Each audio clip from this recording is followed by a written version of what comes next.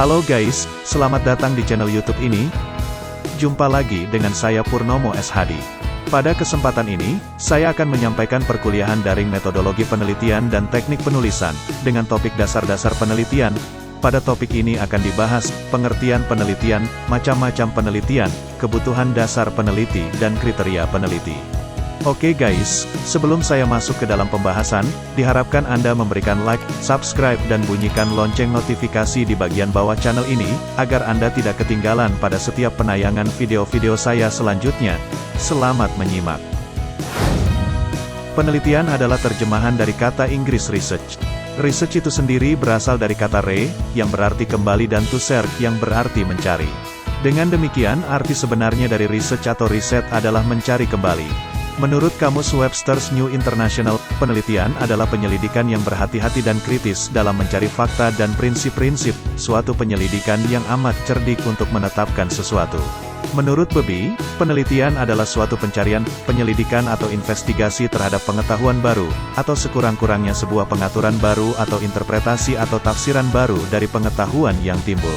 Penelitian juga dapat diartikan kegiatan untuk memperoleh fakta atau prinsip-prinsip, baik kegiatan untuk penemuan, pengujian atau pengembangan dari suatu pengetahuan dengan cara mengumpulkan, mencatat dan menganalisa data yang dikerjakan secara sistematis berdasarkan ilmu pengetahuan.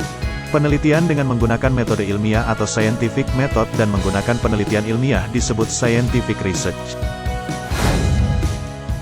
Penelitian terbagi dalam bermacam-macam menurut banyak hal, diantaranya adalah: pertama, menurut tujuannya, terbagi atas penelitian eksploratif, penelitian verifikatif, dan penelitian development. Kedua, menurut prosesnya, terbagi atas penelitian dokumenter dan penelitian eksperimen. Ketiga, menurut taraf kesimpulannya, terbagi atas penelitian deskriptif dan penelitian inferensi. Keempat, menurut tempatnya, terbagi atas penelitian laboratorium, penelitian kepustakaan, dan penelitian lapangan. Kelima, menurut pemakaiannya, terbagi atas penelitian murni dan penelitian terapan. Keenam atau yang terakhir, menurut pendekatannya, terbagi atas penelitian kuantitatif dan penelitian kualitatif. Pada dasarnya, penelitian merupakan suatu proses yang tidak pernah berhenti. Penelitian terdiri dari bermacam-macam, antara lain: menurut tujuannya, penelitian terdiri dari 3 jenis yaitu: pertama, penelitian eksploratif. Jenis penelitian ini bertujuan untuk menemukan fakta atau prinsip atau produk yang baru dari suatu pengetahuan. Kedua, penelitian verifikatif. Jenis penelitian ini bertujuan menguji kebenaran atas fakta atau prinsip atau produk dari suatu pengetahuan yang sudah ada. Ketiga, penelitian development. Jenis penelitian ini bertujuan untuk mengembangkan fakta atau prinsip atau produk dari suatu pengetahuan yang sudah ada. Berikutnya, penelitian menurut prosesnya yaitu: pertama, penelitian dokumenter. Penelitian ini berupa studi pertanyaan yang menggunakan dokumen resmi dan pribadi sebagai sumber informasi. Dokumen-dokumen ini dapat dari berbagai jenis, cetak, elektronik atau grafik. Penelitian ini adalah sebuah teknik yang terdiri dari pemilihan dan pengumpulan informasi melalui pembacaan dan kritik dokumen dan bahan bibliografi, perpustakaan, arsip surat kabar, pusat dokumentasi dan informasi. Kedua, penelitian eksperimen. Penelitian ini mencoba, mencari, dan mengkonfirmasi. Penelitian eksperimen digunakan apabila peneliti ingin mengetahui pengaruh sebab akibat antara variabel independen dan dependen. Berikutnya, penelitian menurut taraf kesimpulannya. Pertama, penelitian deskriptif.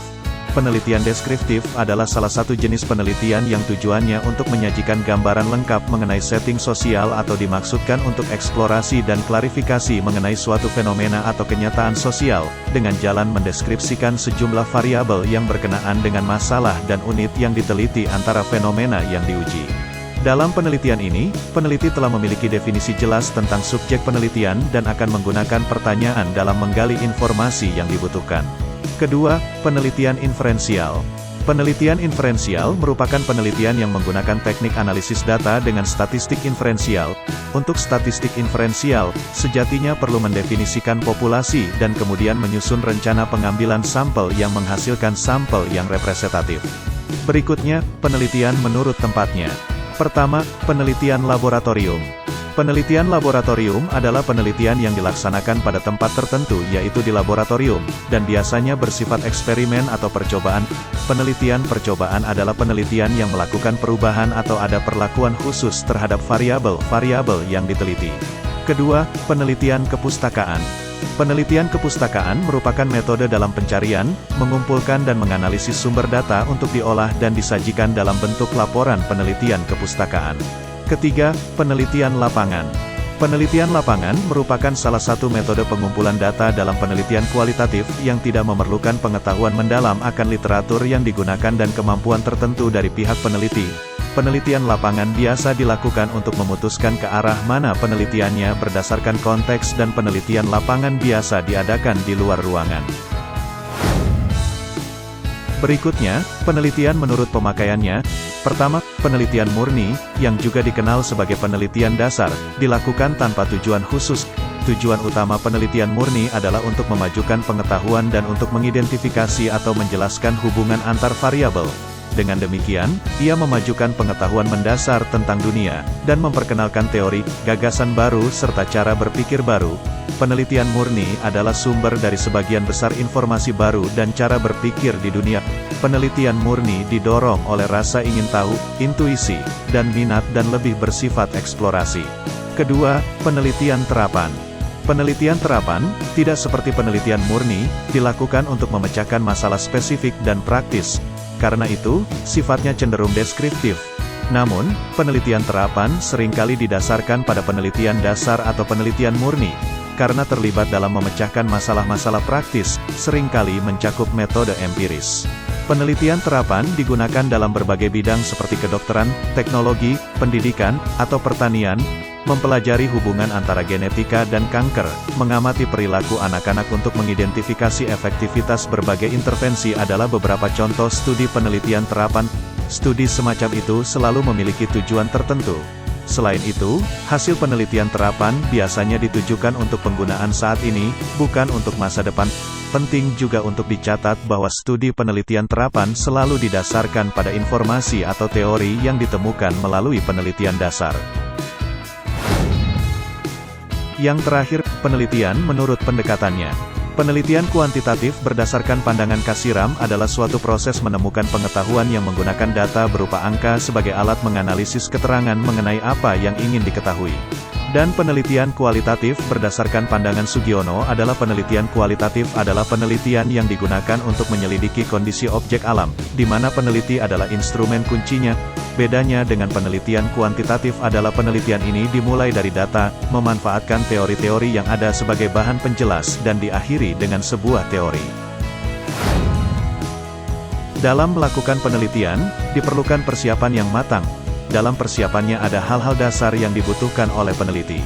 Kebutuhan dasar peneliti tersebut, antara lain, kebutuhan pertama adalah kemampuan keilmuan.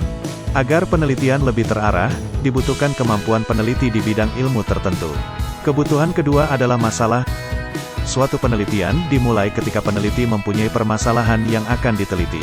Dalam hal ini, ide atau gagasan untuk melakukan penelitian selalu didasarkan oleh adanya masalah yang terjadi. Oleh karena itu, peneliti harus jeli melihat permasalahan yang akan diangkat ke dalam penelitian. Kebutuhan ketiga, sumber daya pendukung. Dalam melaksanakan penelitian, dibutuhkan sumber daya yang mendukung terlaksananya penelitian tersebut. Sumber daya tersebut berupa biaya, tenaga, waktu, dan fasilitas. Semuanya itu harus dipersiapkan oleh peneliti agar penelitian dapat berjalan lancar. Kebutuhan keempat, metodologi penelitian.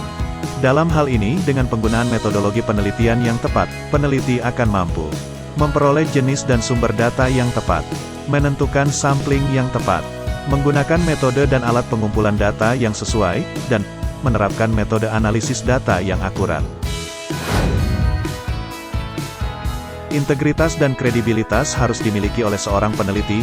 Hal itu dapat terwujud jika peneliti memiliki kriteria sebagai berikut. Yang pertama, kompeten. Kompeten yang dimaksudkan adalah peneliti menguasai dan mampu melakukan penelitian pada bidang ilmu yang sesuai dengan bidang penelitian. Yang kedua, objektif.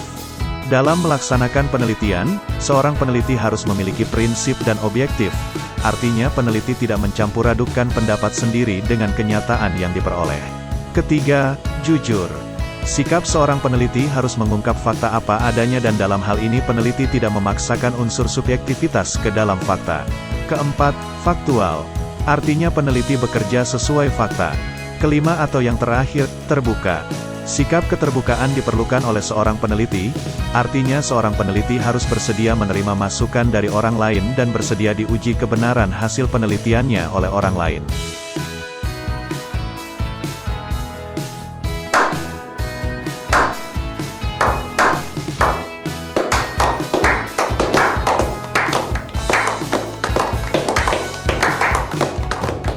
Sekian penyampaian materi ini. Terima kasih telah menyimak sampai selesai. Jika ada hal-hal yang belum dipahami, silakan tuliskan pertanyaan di bawah ini. Jangan lupa like, subscribe dan komen. Sampai jumpa pada pembahasan materi lainnya. Salam sehat, God bless you all.